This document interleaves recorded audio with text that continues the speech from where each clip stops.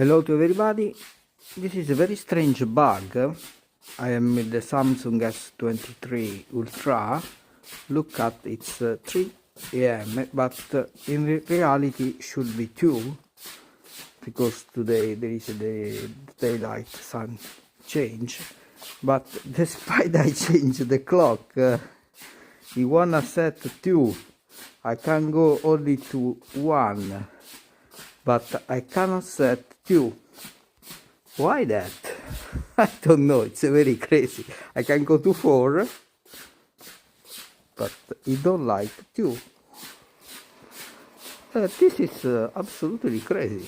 Okay, now for par condition I set to 1. But no way. Thank you.